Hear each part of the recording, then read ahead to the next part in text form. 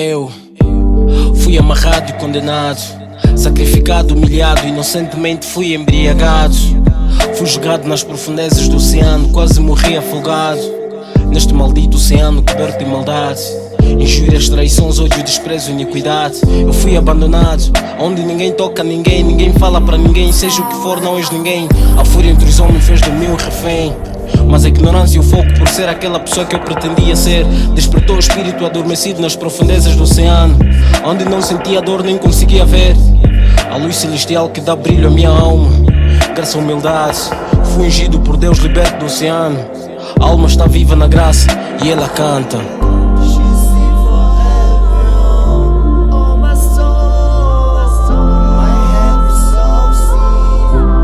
Este é o som da minha alma.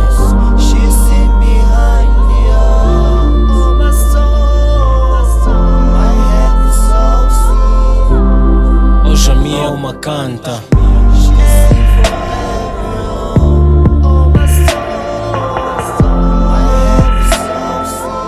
Aguentou alucinações, hoje ela canta.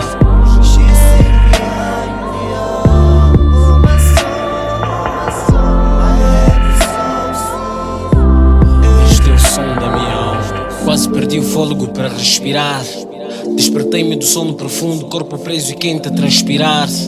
Mas a alma está fresca, foi banhada no sangue do Espírito Santo. Então pronto a trabalhar, já não há medo em nada. Me sinto firme e seguro no que lhe vou falar. Orar e fazer guerra espiritual, e somente o justo pode lutar, ganhando a batalha sem ser magoado. Escute bem, na primeira estrofe eu disse que era refém, mas agora estou pronto, jamais serei enganado por alguém.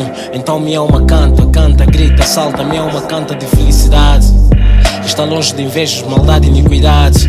A minha alma canta de glória, amor, paixão e irmandade. Ouça a melodia profunda da canção da alma quando ela canta.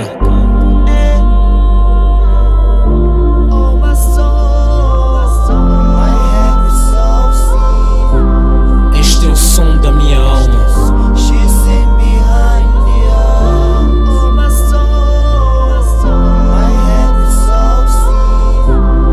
Hoje a minha alma canta. Hey Mr. Francis, raise up my nigga. Trying to listen to the song of my soul. I figured out there are so many people sound asleep, absence of mine, no? We don't lie to goddamn, they can't see nothing. This is April music.